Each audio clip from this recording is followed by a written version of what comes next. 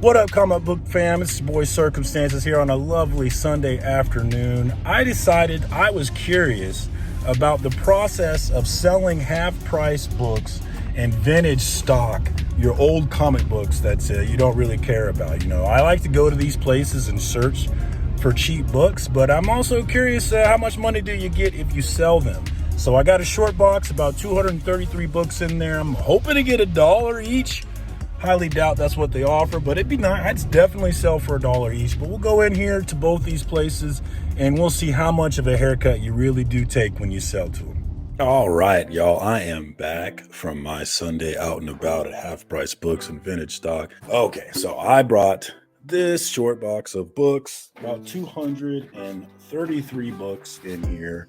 No keys, nothing special, just a bunch of books that I just don't care about, some series maybe that I started that didn't really get into.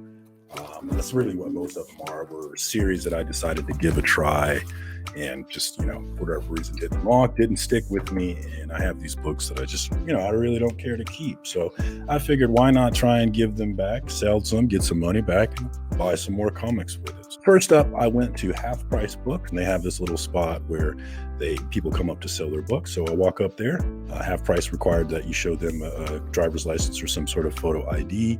It goes through the process of how they determine the price, which is how much do they have, how hard they think it's going to be to sell, and then you just wait while they go through it and give you a price on it. So I went to the store, looked at some comic books, and just hung out for a bit. It took about 10, 15 minutes, 20 minutes tops. It was a pretty quick process. For 233 books, a short box of comic books, they actually offered me $66, which was significantly less than the amount of money that I was hoping to get for these. So I told them, no thanks, I'll go ahead and keep my books. That's not even remotely worth selling. In my book, I'm not hard up for money. It's not like I needed it. It was just, hey, what can I get for these? So I grab my box and I move on to Vintage Stock, and I bring my books in, and he tells me actually they're super busy on the weekend, so it's probably not going to be until tomorrow that I get an offer. I'm saying, okay, whatever, I don't care.